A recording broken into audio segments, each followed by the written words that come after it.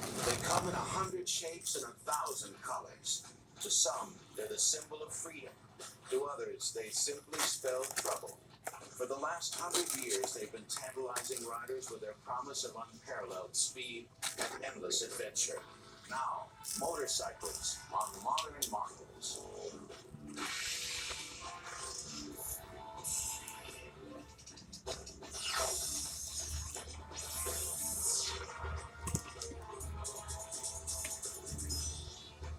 That looks like a lot.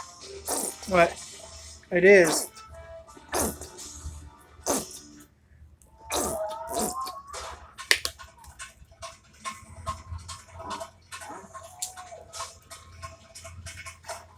Motorcycles bring out emotions, big emotions.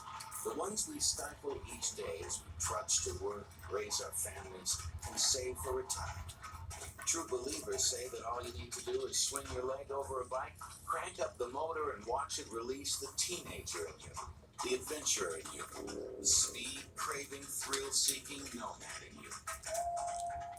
It's a lifestyle, an attitude, an aesthetic, a way of being. It's just exhilaration and emotion. Anything that kind of rolls and explodes and makes noise, I like. But for every passionate rider, there's someone else who disapproves. My parents had a problem with me as a motorcyclist. I've always been interested in things that my mother wouldn't let me do. I said, I hate those motorcycles, and no wonder you haven't been killed. I hid my Harley Davidson motorcycles in my grandmother's chicken coop. In one way, they're the most antisocial form of transport. Yet riders insist that riding a motorcycle fosters instant camaraderie between complete strangers. I like to say motorcycling is the wildest safe thing that you can do, or the safest wild thing that you can do.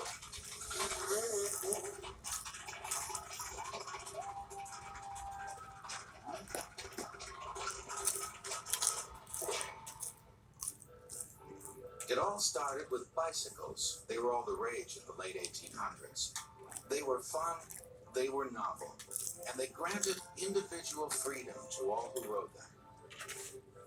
They were modern transportation, and Americans were quickly captivated by their speed and maneuverability. As the old movie showed, police departments happily added them to their arsenal of crime-fighting weapons. But bicycles had their drawbacks. They were hard work up hills. They were impossible in the mud. And for police work, they were barely faster than a healthy sprint. If only an engine could be somehow attached. The first motorcycle was a steam-powered motorcycle, the Chauffeur. One of the problems with a steam engine is that immediately under you was a high-pressure steam boiler with burning fuel and high-pressure steam. I don't think that would meet today's OSHA requirement. Fortunately, the internal combustion engine was just around the corner. In 1885, German inventor Gottlieb Daimler patented a four-stroke engine which propelled the cycle for 7 Mercedes. miles before catching on fire.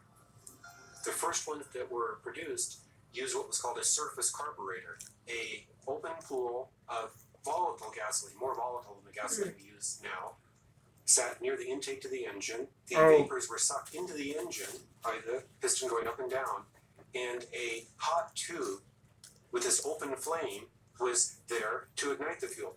So lots of early riders went up in flames, literally. Daimler went on to manufacture automobiles.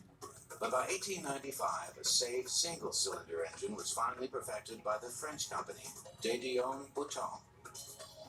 The basic workings of an internal combustion engine have not changed since that time. The engine converts heat into energy by igniting fuel in an enclosed cylinder. The ignited fuel expands, pushing on a piston. The first engines were four-stroke engines. 1, the fuel intake stroke. 2, the compression stroke. 3, the power stroke. And 5, the 4, bang. the exhaust stroke. Once the engine was perfected, the race to marry it to a bike began.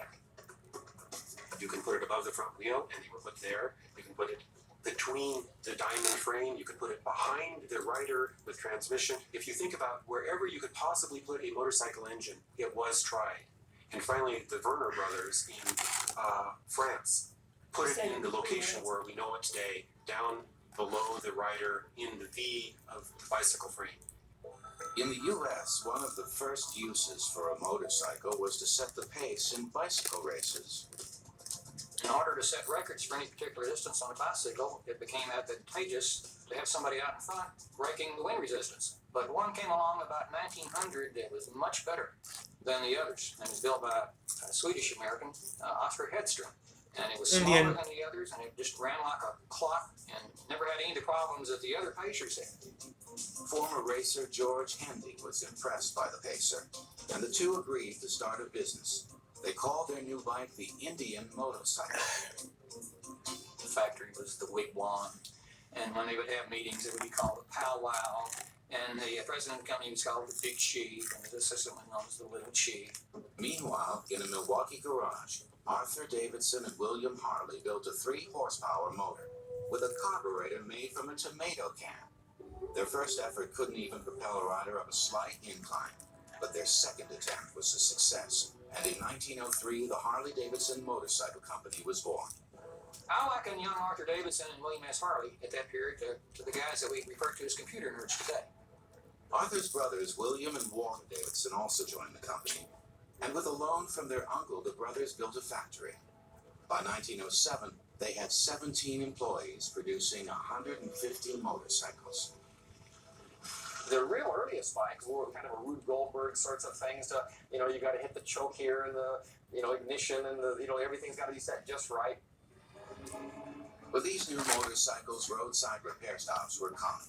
To cope with a combination of bad roads and temperamental motorcycles, riders needed both a basic knowledge of mechanics and a new wardrobe. There was no set dress code. People would wear breeches and shin guards because at that time motorcycles were built with what they call a total oil loss system, which meant exactly that. When you're riding along, oil would be spewing, so you wanted to protect your clothing, and this was the way to do it. Police Others. departments began replacing their bicycles with motorcycles. New York City chose Indians. Pittsburgh went with Harley-Davidson, while other cities picked the powerful Excelsior made in Chicago. Early single-cylinder belt-driven motorcycles could go up to 35 miles per hour when they could find a smooth road, and made long-distance errands and weekend sightseeing possible for the average American. Motorcycles were revolutionizing the world as they headed into their golden age. Stay tuned to get this luxurious designer pan free from Gotham Steel. That's right, free. Tired of your pan that scratches and sticks? It's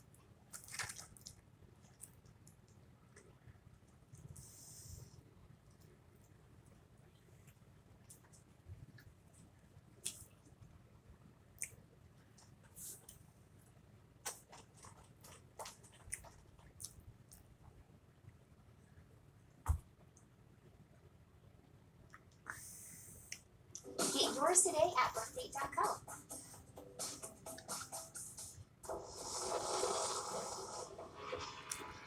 By 1910, America was wild for motorcycles. There were motorcycle rallies, motorcycle races, even motorcycle stunts. With an item this high, everybody wanted to get into the action. During this golden age of American motorcycles, there were some 250 different marks or brands, creating lively competition and diverse styles for specific buyers. Ace is still around, Mom. For the rich, there Okay. was the Pierce 4, billed as the vibrationless motorcycle because of its smooth-running 4-cylinder engine and a drive shaft connected directly to the back wheel. The gas tank was hidden inside the 3-inch frame. The Pierce was priced at $350, the most expensive motorcycle of its day. The Flying Merkle was for racers and featured such innovations as a spring front fork and a throttle-controlled oiler. Racing tires were white, the natural color of cured rubber. Black was later added to better match the color of the dirty roads. Some of them were pretty fast bikes. They had on board tracks, guys running over 100 mile per hour laps on board tracks in the mid-teens. So it was pretty serious bike. Speed sells motorcycles, and manufacturers work to boost power by building bigger engines. The size of an engine is measured by the volume displaced by the piston. In a one-cylinder engine, if this space is 500 cubic centimeters, the engine would be a 500cc engine. Oh, A two-cylinder engine would be 1000 cc's, the size of an early Harley-Davidson V twin engine. In the crowded market, name recognition came through winning races, and nobody won races like Indian motorcycles. Indian motorcycles are ridden in the first hill climbs in the United States, first road races, first dirt track races, and I think they won each of those categories. And up through about 1912, the results of racing were just pretty monotonous. It was Indian first, Indian second, Indian third. Motorcycle racetracks mimic the design of the bicycle velodrome stadiums, with the board tracks built at even steeper angles, up to 62 degrees. The lightning-fast races were extremely popular. Crowds of over 10,000 were common. The races were dangerous. In 1912, Indian racer Eddie Hasha lost control and flew into the crowd, decapitating a spectator and killing 6 people. The motordromes became known as death saucers and were phased out by 1913. they still have them. England, racing was banished from all city streets. They still have them, Mom, except those on but they're in their cars. the racecourse, which They still do became that. one of the most They still- prestigious They still do it still today. In 1913, American manufacturers turned out a record 75,000 motorcycles. Indian, as usual, was in the lead. 3 Indians were sold for every Harley-Davidson. That's not bad. While the chiefs at Indian believed that winning races would increase sales, number 2 Harley-Davidson was trying a different strategy. And one thing that the Davidsons and Bill Harley figured out pretty quick was that there were 2 sets of customers. And one customer was a rider, but the other customer was a dealer. So that was their emphasis. They looked upon the dealers as the primary customer. To encourage motorcycle riding, manufacturers looked for new ways to carry passengers.